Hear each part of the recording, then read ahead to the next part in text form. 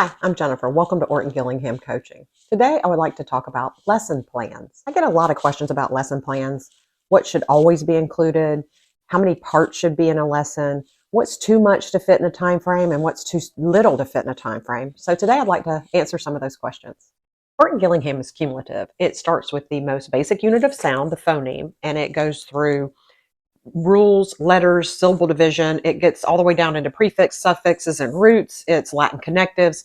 So this is an approach that eventually encompasses the whole English language. When kids today start learning with the Orton Gillingham approach in pre-K or kindergarten, by the time they get through with the curriculum, they will have had a very broad understanding of the English language as a whole. But what a pre-K or kindergartner will learn is very different from what an older student or even an adult will learn when taught using the Orton Gillingham approach. So we have to have a wide range of material to teach.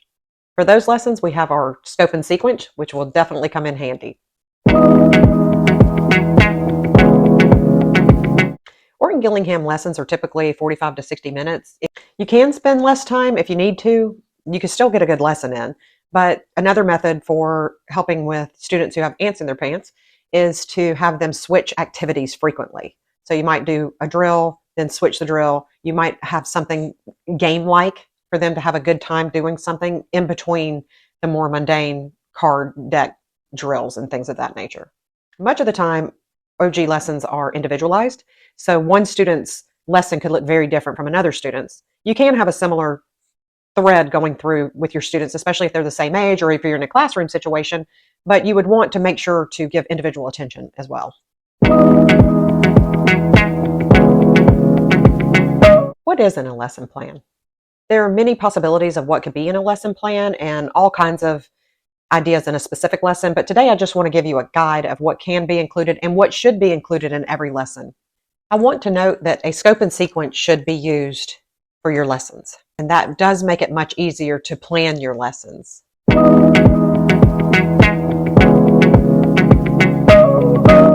The first one should be review of concepts, and in this category of your current lesson, you should be reviewing the previous lesson or any trouble spots they've had. Next is learned words, should be in every lesson.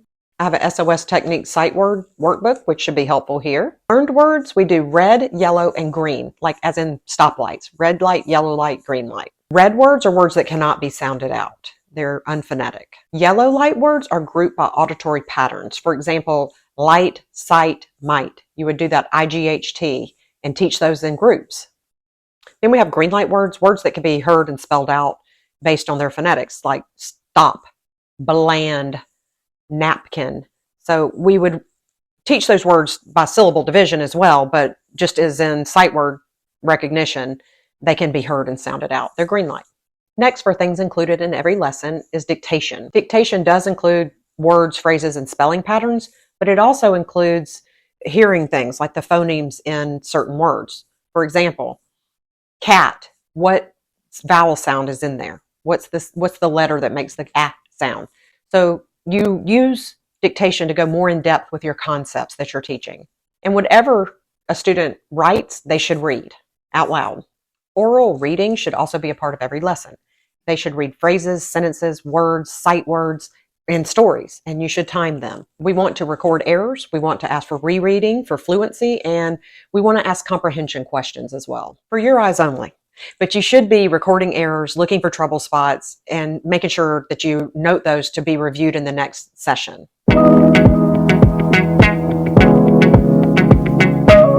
Other possibilities of things that could go into lessons are phonological awareness. One of the main ways we do phonological awareness in Orton Gillingham is with our drill decks, and there's a lot of them. For example, we would say J, jam, K, kite, L, lemon, and we would go through the deck, and we would get them as fast as possible with that. And there's many decks and card opportunities for reading and getting faster at those. Another exercise is spelling dictation. We say the sounds, student writes letter, or vice versa. We say the letter, student writes the sounds it can make. Another thing we include in lessons are syllable types and concepts and syllable division. You can use phonics wheels. I have some of that in my workbook store, or you can use sorting games. This is also in my workbook store as a freebie. We can clap words or tap words as syllables.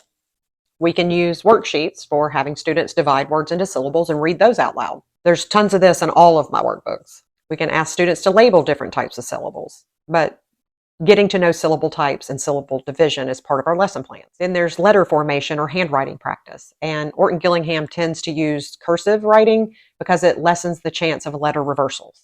Another thing that could be included in our lesson plans are new concepts. I like to create these index cards and I give them a little ring. And so when I introduce a new concept, I will give them an index card with it printed on there. Then they have a ring. You can do them all on one ring. You can do Revlock, short vowel rules. This is 1-1-1 doubling rule. Or you can separate them into categories and do it that way if you want. They can pull that out and check it out when they're learning the rules. And they can use it at home for their homework, or they can bring it back. I allow them to look at them. Another part of our lesson plans is going to be grammar.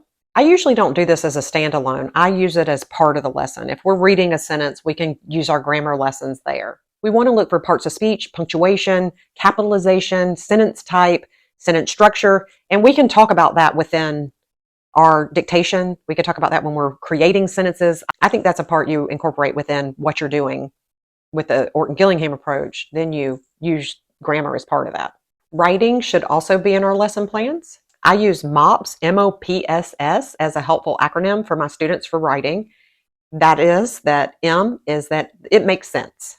O is it's an Oreo. It has a beginning, a middle, and an end. P is punctuation and capitalization.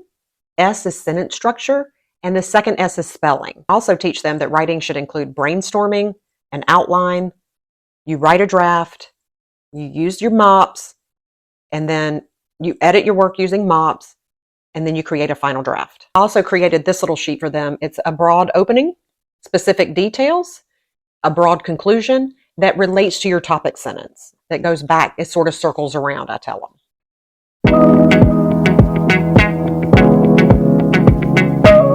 I generally start from the beginning of my scope and sequence because I have found that even older kids do not realize that some letters have more than one sound.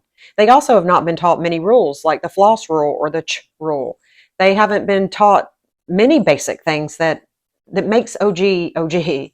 And so I like to go to the beginning. Orton Gillingham is also heavy on auditory learning, and I find that most students haven't had a lot of auditory learning. So it really helps to just go back and make sure they hear the sounds of the letter.